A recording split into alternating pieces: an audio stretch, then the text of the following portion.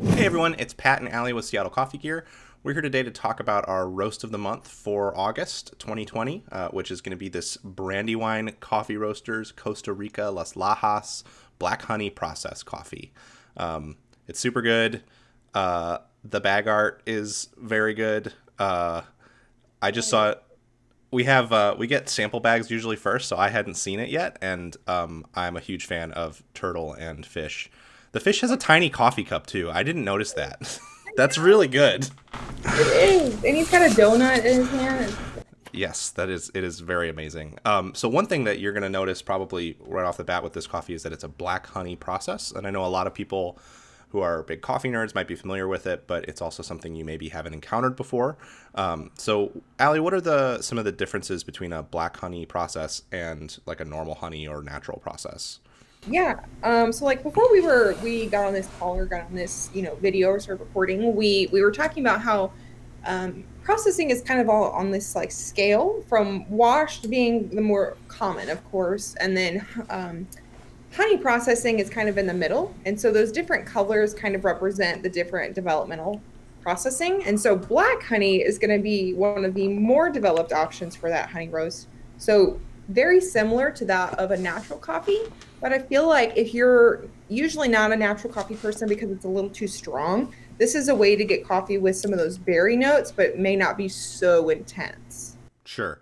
Yeah, and that comes from the amount of mucilage that's left on the bean, right? So when we're talking about a wash process coffee, we're talking about coffee that is like fully clean. The mucilage in the skin is all gone, so the cherry's basically gone. It's just the bean that's left when it goes through the drying process.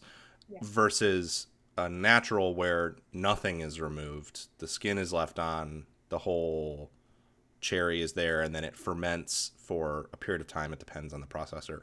So then these honey processes is like kind of along that scale. It's how much of the skin is removed in a honey process, and then how much of the mucilage is removed. So Exactly. this one being black honey is going to be like the closest to one of the closer ones to a natural, because it's like Exactly. just that top layer of mucilage. Mhm. But it still isn't quite as intense as that whole natural skin on process either, which means that it's like a little bit, if you're intimidated by naturals, it might be a good middle ground. Yeah, for sure. And actually, when I was brewing this coffee, so I like, I just picked up this coffee this morning, and so Mm-hmm. I my first cup. And so whenever I was brewing it, it's don't laugh at me or laugh at me if you want. It smells like a caramel frappuccino to me.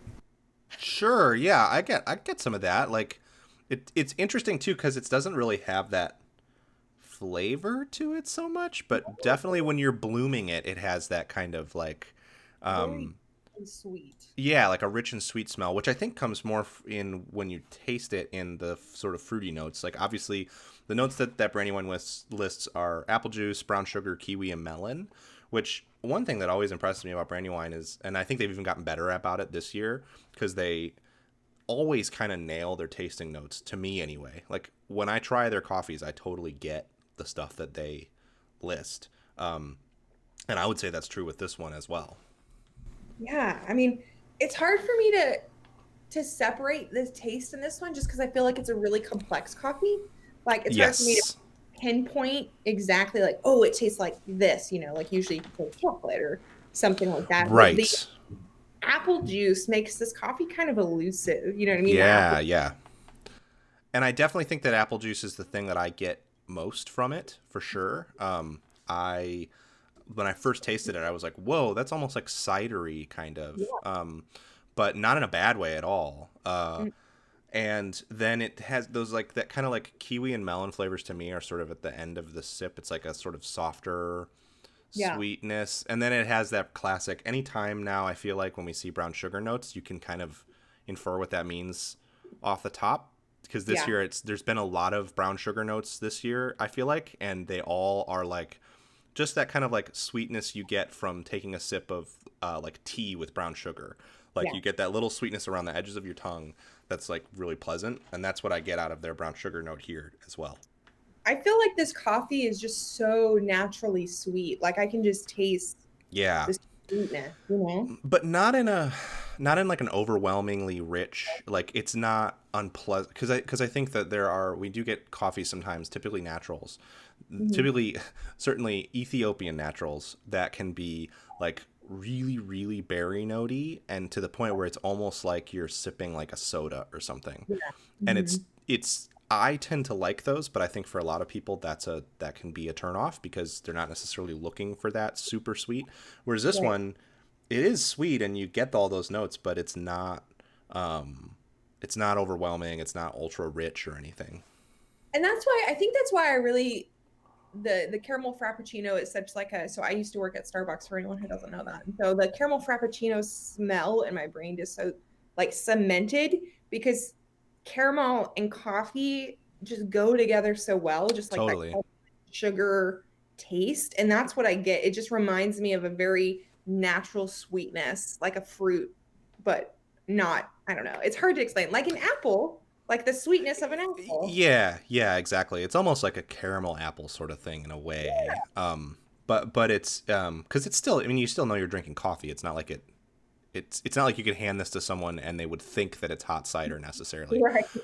But it is the kind of thing where if you handed it to someone and said, "I made you some hot cider," oh no, office noises. I made you a hot cider. They might go, "Okay, this is weird, but sure." You know, like it's interesting. It's really there, and I think that was sort of why I felt it was such a great pick for roast of the month this month, because it's just super interesting and it's really one that I think people should try, because it gives you like a really good outline of like this kind of processing, and then it has these really interesting notes that maybe won't be to everyone's taste, but they're really cool.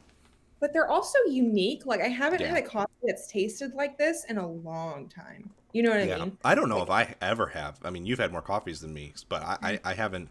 I have never encountered anything that was so. Usually, when a coffee has apple on the tasting notes, I'm not into it. I like apples and apple juice, not as coffee, but typically, whenever I see that, um, it's not really my thing. Same yeah. thing with apricot. Like I just don't like those flavors in coffee usually. But Mhm. in this case, I had the sip and I was like, "Whoa, this totally does taste like apple juice, and it's really good." So, yeah, yeah, Gosh, yeah, it's really good. I would probably only recommend it as drip though.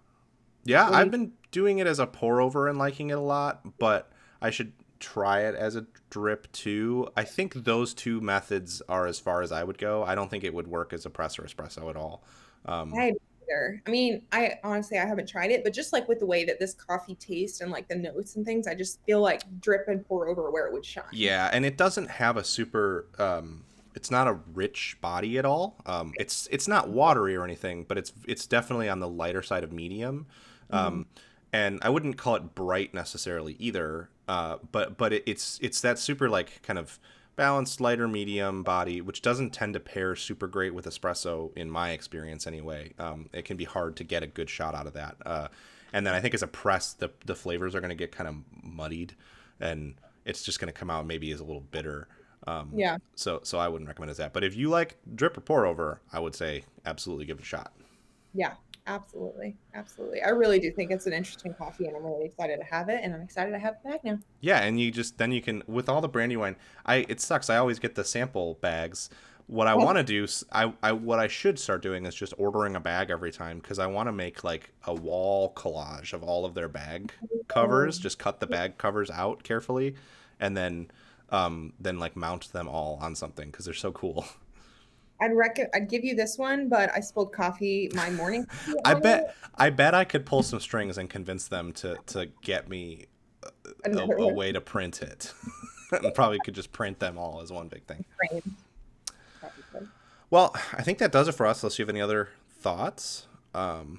So I really do think you should try it though if you're Yeah, interested in trying unique coffees. This is probably one of like my favorite roast of the months we've had this year. cool. Yeah, me too. And I think one thing we should probably say more often with these is when there's single origins like this, you really should try to get them as soon as you can, because they Yeah, don't last forever. That's not a like. It's small not meant batch. as like a hard sell on it, but it also they're generally pretty small batch, so it's good to Yeah, get them ASAP. we Um, couldn't get our coffee yeah, for yeah, yeah, uh, yeah. Unfortunately, I'm like I have like just a tiny bit left in my sample bag, and I think I'm gonna have to bid it farewell because I don't want to take any from anybody who, Yeah, any customers who want to absolutely. enjoy it. Absolutely. All right. Well, be sure to like and subscribe to the channel. Like this video and subscribe to the channel if you want more of our coffee tasting videos and then all the other stuff that we do. And we will be back next month with another roast of the month. So exciting. I'm Yeah. excited for it. Thanks for joining me, Allie. Yeah. Bye.